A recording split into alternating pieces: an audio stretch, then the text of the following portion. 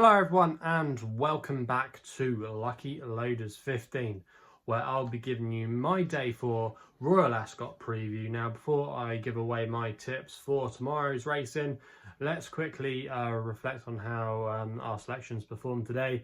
In the end, it was a very disappointing day again. We only came away with 2 decent results. We had a couple of placed efforts. The each way there with Daniel as my long shot of the day, ran a good race to finish in second place, but ultimately just bumped into one on the day.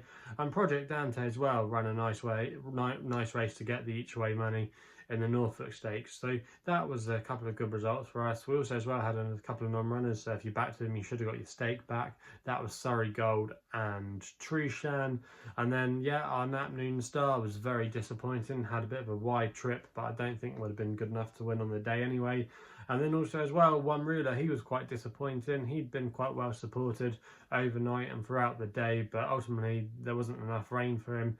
And also as well, maybe those efforts in the Guineas and the Derby just left a mark on them. So yeah, a very frustrating day, and I know some of you might be frustrated, but that's the way it does go. Sometimes it was a really difficult day at Ascot today. It's been quite hard, Royal Ascot, I would say, so far. I think the bookies are definitely winning 3-0. I know a few of you have had some good results and been able to find some big price winners, and fair play to you, but that's the way it goes sometimes.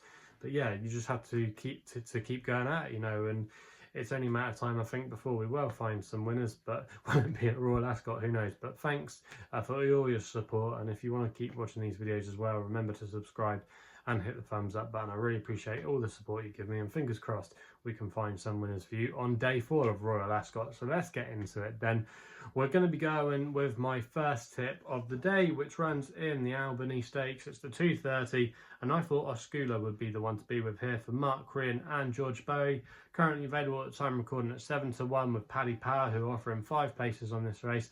This is going to be an extra tip of the day, and I'm going to recommend a 0.5 each way selection here. Now, it's been no secret this season that George Bowie has been doing fantastically well with his 2-year-olds. I think his strike rate is very good, and this has been one of the best in the colours of Nick Bradley Racing, who are having some real success at the moment.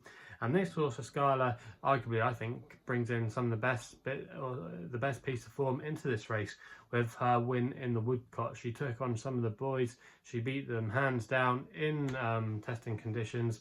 Obviously, on Oaks Day, they had a lot of rain, and it was testing for some of these inexperienced juveniles, but she did it well, and she seemed to handle the conditions well as well. So if it does continue to rain tonight, which I expect it will do, and there will be rain going into tomorrow as well, the ground might start to ride on the soft side or have a bit more ease in it. I think she'll handle it no problem at all. She's got not a bad high draw as well, which I think ultimately is going to be the place you want to be, especially if there is any rain around, and like I said, it does continue to get into the ground. So yeah, I think Oscula tomorrow is quite an obvious one. Mark Crean as well keeps the ride, which is a positive in my opinion, and fingers crossed we can get off to a winning start there in the Albany. We then go to the King Edward VII Stakes, so Group 2, the 305. I thought this was a really weak race, a really weak edition this year. Normally quite a good one, throws up some good horses, but I'm not sure there's anything outstanding in here. So that's why I've taken a bit of a chance on one, on a little bit of an outsider. But this horse has been attracting a little bit of support because people like myself are anticipating the ground is going to be on the soft side, and that's Belloccio for Sylvester de Souza and David Monizier. Now this horse has shown an attitude for cutting the ground. Well, I actually went over to France last season and won at Toulouse, won with a bit of cut on debut as well at Salisbury, beating a few good horses there where that form's worked out okay. And so far this season has been tried a couple of times in pattern companies. Ran okay, but not set the world alight. But I think maybe the conditions haven't been in this horse's favour. And this horse as well is bred to get a further intrepid by Bilardo. But on the downside of his pedigree, there's plenty of horses in there that were real stamina-based horses. And I just think if this does get into a slog tomorrow, it could really set up for this horse. We see David Monizier can do this sometimes. He can improve these kind of horses, especially like with the likes of Wonderful Tonight last year. Obviously, that's a filly, and this is a colt. But Belloccio just has that kind of profile that I like about David Minutiae, improving these horses. And also as well, I always think for some reason I don't know why, they always seem to appreciate a bit of give in the ground sometimes. So yeah, Belloccio it is for me. It's going to be my selection in the King Edward VII Stakes. It's going to be an extra tip. He's available at 16 to 1 with a lot of firms, and I'm going to recommend a 0.5 each way selection there. We then go to the Commonwealth Cup, the 340. And this is where my nap is going to be, and I'm going with a little bit again of a left field selection here, a horse called A Case of You for Ronan Whelan and Adrian McGuinness, currently available at 14 to 1 with bookmakers at the moment, and that price at the time of recording was available with SkyBet, who are offering 6 places on this race, which is quite a lot of places, to be honest with you. Now this horse, like I said, is one that's a bit left field. Has come over from Ireland after winning a Group 3 at Naas on his last start, but he seemed to do it really well that day. And I just think he's got a good chance in this race because he's going to be running at the right distance. If you actually look at his pedigree, he's bred to get a little bit of cut and possibly even get further, but he's been tried as well at over 7 furlongs and a mile, where he's ran okay, but over 6 furlongs, it is, like I said, arguably his best trip. He's 3 wins from 3 starts, and I just think he's got a good chance in this race tomorrow. We'll know he handled the conditions as well. Like I said, he used to be previously trained by John McConnell before moving over to Adrian McGuinness, but he seems to have unlocked him even further. He was always a promising type, but yeah, he seems to handle these conditions, and if it does get into a stamina test tomorrow and you have to kind of stay the trip, as it were, because there's a lot of pace in this race, I think it might just suit A Case of You to run a really big race at double figure prices. I could see him being quite well back tomorrow as well. He's got a good draw as well. He's drawn high.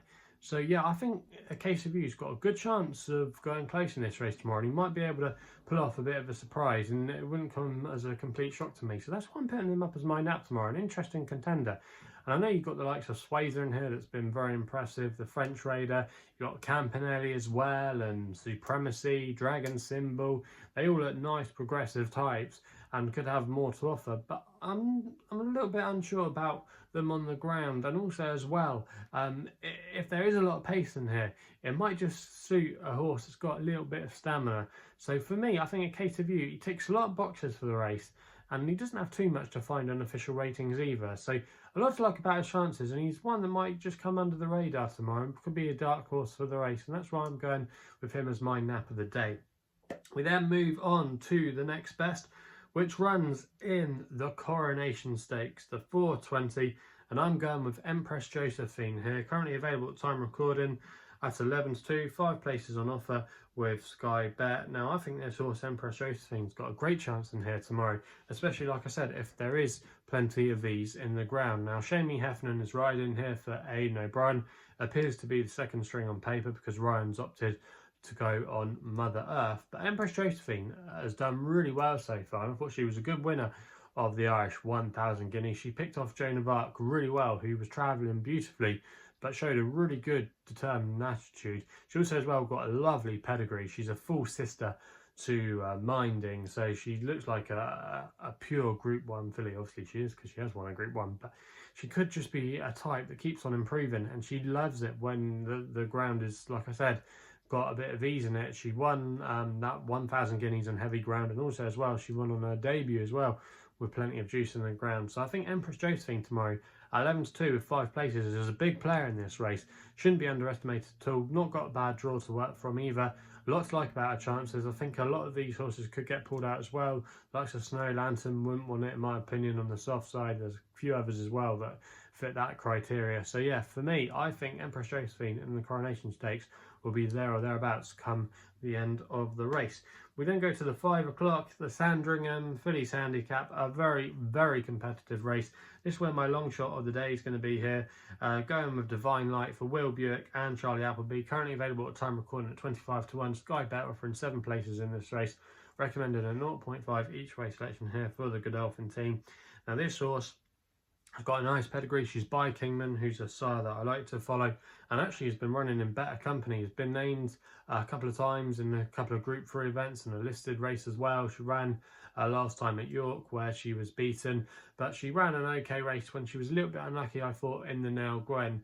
So dropping into handicaps tomorrow might just suit her off a mark of 94, and a strong race could definitely suit. She's quite headstrong, but she's drawn again on the right side of the track, and she won't mind a bit of ease in the ground as well. She won on debut on soft ground at Newmarket, so I think she does have a lot in her favour tomorrow. And if she settles, like I said, she is a keen buzzy sort, but a big field handicap might just play to her strengths, and Charlie Appleby's team have been in good form as well. So a lot to like about her chances tomorrow. I think with 7 places at 25 to 1, not the worst each way bet in the world, and that's why this horse is going to be my long shot of the day.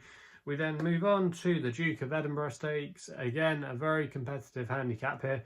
I'm going to take a chance on Winner Clock for Will Buick and Roger Charlton. Now, this horse doesn't look like he's got too much up his sleeve in terms of handicap ability. You know, he's handicapped, you could say, to the hilt, but I didn't think there was too many in here that were the real deal, if they were considered to be unexposed. Now, I thought a few of them might just get inexperience, whereas the old reliable sort like Winner Clock might just be able to put his experience to good use. Will Buick as well is riding very well at the moment, even though he did pick up that suspension the other day on machine.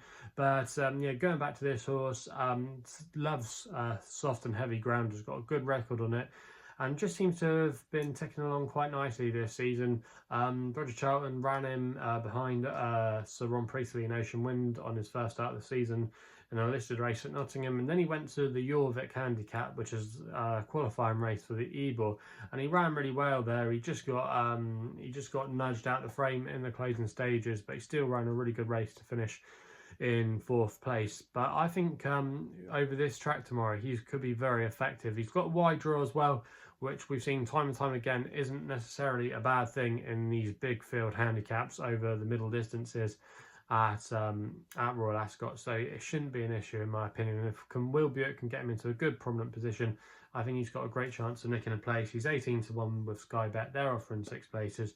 I'm going to recommend a 0 point each way bet here. We then end the day in the 6:10, the Palace of Holyrood handicap. Again, a very competitive race on paper. I think this race was won last year, if I remember correctly, by Art Power. I don't think there's an Art Power lurking in here, but I thought Bedford Flyer could be an interesting stab for Lewis Edmonds and Lezaire, currently available at 20 to 1 with William Hill, who are paying out 6 places on this race.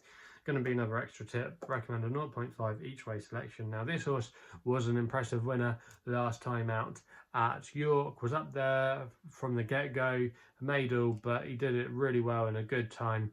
Now, he could be running on slightly easier ground tomorrow, but he has handled it in the past. It's probably not his optimum conditions, but he should be able to handle it, and he's got not a bad draw as well to work from. A lot of the horses that seem to like a bit of juice were in the wrong parts of the track, or they were a bit exposed in my opinion, whereas I thought Bedford Flyer, even though he is going to need a career best to win this, and all of them will need obviously a career best to win this, but off a mark of 97, he could be a 100 rated horse in time and could be maybe able to compete at listed Group 3 kind of company. So I do think Bedford Flyer does have a good chance, got some good earlier form as well behind Tweet Tweet.